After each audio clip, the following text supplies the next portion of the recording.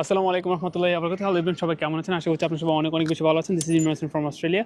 আর আজকের এই ভিডিওতে আমরা কথা বলবো অস্ট্রেলিয়াতে মান্থলি কস্ট আপনার কত লাগতে পারে।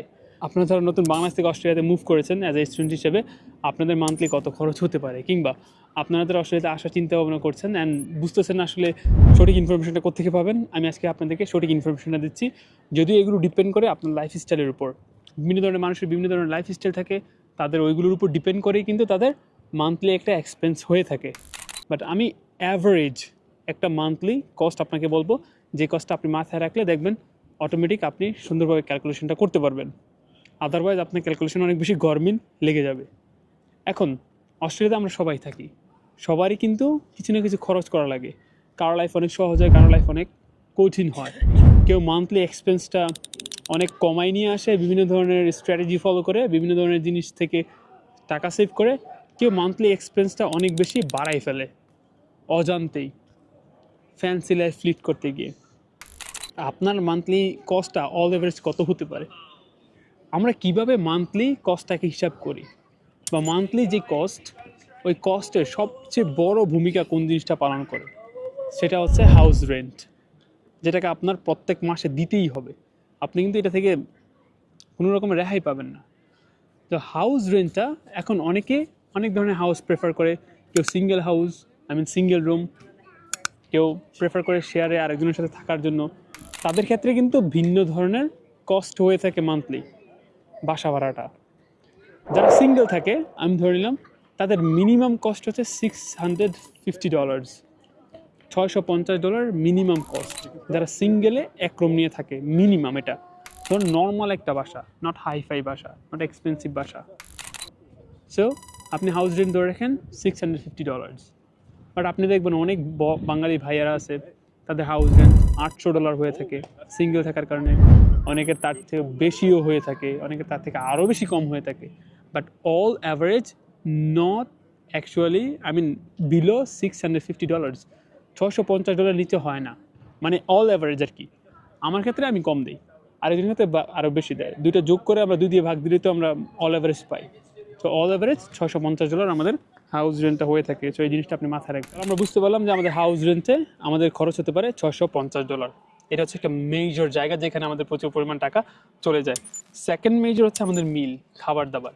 এটা বাংলাদেশ না, এখানে 1 কেজি টমেটোর দাম প্রায় 1000 টাকা। বাংলাদেশে 1 কেজি টমেটোর দাম 10 টাকা, 15 টাকা, 20 টাকা এরকম। সো আমাদের যে মিল, ওই মিলে কিন্তু আমাদের অনেক বেশি খরচ হয়। এখন এটাও ডিপেন্ড করে আপনার খানার স্টাইলের উপর। অনেকে অনেক হেভি খানা পছন্দ করে, অনেকে লাইট খানা পছন্দ করে।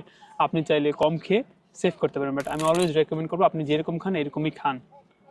কমানোর দরকার নেই, একদম অতিরিক্ত বাড়ানোর দরকার নেই। খানাটা যদি আপনি ভালোভাবে খেতে পারেন তাহলে আপনি সুস্থ থাকবেন। এইটা থেকে প্লিজ টাকা সেভ করেন না। আপনার লাইফস্টাইলে আপনি ভালো মন্দ এইটা খাতেন, এই জিনিসটা ওই জিনিসটা আপনি প্রেফার করতেন সবসময় খেতে, আপনি খেয়ে আসছেন, বাট সামান্য কিছু টাকা সেভ করার জন্য আপনি এই জিনিসগুলো খাচ্ছেন না, এইগুলো ভালো না। অ্যাটলিস্ট হাউস রেন্ট থেকে আপনি হচ্ছে টাকা সেভ করতে পারেন। চিপা চাপা করে কোনো রকম শেয়ারে বাসায় থাকেন, সমস্যা নেই, টাকা সেভ হবে। কিন্তু খানার থেকে সেভ করার চেষ্টা করেন না কেউ। এর মানে এই না যে আপনি প্রত্যেকদিন রেস্টুরেন্টে গিয়ে খাবেন। আপনি বাসায় খান, বা যেরকম খানা আপনি পছন্দ করেন ওইরকম খানাই খান। সো আমি যে জিনিসটা ধরে নিলাম যে মিলের ক্ষেত্রে অল অ্যাভারেজ আপনার খরচ হতে পারে $400 থেকে $600। এটা হচ্ছে মিল। $400 থেকে $600 কীভাবে ধরলাম? প্রত্যেক উইক আপনার যদি $70 থেকে $80 খরচ হয় আপনার খাবারের পিছনে, তখন অলমোস্ট $400 কাছাকাছি চলে আসে। আমি $100 ধরলেও কিন্তু $400 কাছাকাছি চলে আসে প্রত্যেক উইকে। আর উইক তো মতো 7 দিন, তার মানে 28 দিন, তার মানে আর 2 দিন তো খানা লাগে। তো ওইভাবে ধরলাম আর কি যে $400 ম্যাক্সিমাম, মিনিমাম। আর এর থেকে বেশি হলে হতে পারে $600। তাহলে আমাদের হাউস রেন্ট হচ্ছে 650 মিনিমাম। আমরা মিনিমামটা হিসাব করবো, ম্যাক্সিমামটা আপনারা হিসাব করবেন, আপনার উপর ডিপেন্ড করে। আর আমাদের মিলের খরচ হচ্ছে $400। টোটাল আমাদের হয়ে গেল $1050। শুধুমাত্র আমাদের মিল, পাশাপাশি হচ্ছে আমাদের হাউস রেন্ট $1050 কিন্তু আমাদের এখানে স্পেন্ড করতে হবে। নেক্সট আসে আমাদের ট্রান্সপোর্টেশন। আপনি যখন অস্ট্রেলিয়াতে আসবেন, আপনি তো এক জায়গা থেকে আরেক জায়গাতে যাবেন, আপনাকে তো কেউ রিসিভ করতে আসবে না। আপনাকে অবশ্যই টাকা স্পেন্ড করতে হবে, আপনাকে পাবলিক ট্রান্সপোর্টেশন নিতে হবে, অনেক সময় উবার নিতে হবে, অনেক সময় যেভাবে যান না কেন আপনার একটা খরচ আছে। ট্রাম, ট্রেন, বাস সব কিছুতে কিন্তু খরচ আছে। সো ওইটা ধরে নিলাম যদি আপনার ক্লাস থাকে ইউনিভার্সিটিতে সপ্তাহে 2 দিন, দুদিন, সর্বনিম্ন দুদিন ধরে নাম, তার মানে দুদিনে আপনার $11 করে খরচ যাবে। আর $11 করে যদি দুদিন খরচ যায়, এমন সপ্তাহ আসবে 4 বার। 4 বার আসলে আমাদের ইউনিভার্সিটি যেতে হচ্ছে কয়বার? 8 বার। আর 8 বার হলে 8, 11, 88, অলমোস্ট $100 মতো আপনার শুধুমাত্র আসা যাওয়ায় খরচ হবে, সর্বনিম্ন ধরে নিলাম। তারপর যদি আপনি এক্সট্রা কোথাও উবার দিয়ে যেতে চান, তখন তো এটা আপনার আলাদা খরচ। তো ওইখানে আমরা ধরলাম আরও $100। তাহলে আমরা যদি house rent, meal and transportation এগুলো একসাথে যোগ করি, তখন আমাদের চলে আসে অলমোস্ট $1150। নেক্সট আমাদের অনেক সিম কিনি, আমরা মোবাইল কিনি, অনেকে আমরা বাইক নেই, অনেকে আমরা গাড়ি নেই, সবগুলো কিন্তু রেন্টে থাকে। বেশিরভাগ সময় আমরা হচ্ছে রেন্ট নিয়ে নিই। এই যে রেন্ট, এগুলো আমাদের দিতে হয়। এগুলো আবার হচ্ছে ধরে নেন $100 থেকে $150 মাঝামাঝি, ওভারঅল $1300 আমি ধরে নিলাম, সর্বনিম্ন $1300। আদার্স অনেক সময় অনেক ইনসিডেন্ট হইতে পারে, অনেক খরচ হইতে পারে, আপনার জামা কাপড় কিনতে হইতে পারে, শপিং টপিং, আপনার মুখের ফেশিয়ালের জন্য বিভিন্ন ধরনের আপনার হচ্ছে ফেশিয়াল ক্রিম ট্রিম এগুলো লাগতে পারে। সো ওইগুলোর জন্যও কিন্তু আপনাকে টাকা খরচ করতে হবে, ওইগুলো কিন্তু অনেক বেশি এক্সপেন্সিভ। সো ওভারঅল আমি যদি একটা ওভারঅল আইডিয়া দিই, তাহলে আপনার অস্ট্রেলিয়াতে এসে থাকা খাওয়া সহ সব কিছু মিলিয়ে আপনার $1500 মান্থলি, $1500 মান্থলি খরচ হবে, যেটা বাংলাদেশি টাকায় অলমোস্ট 1 লাখ।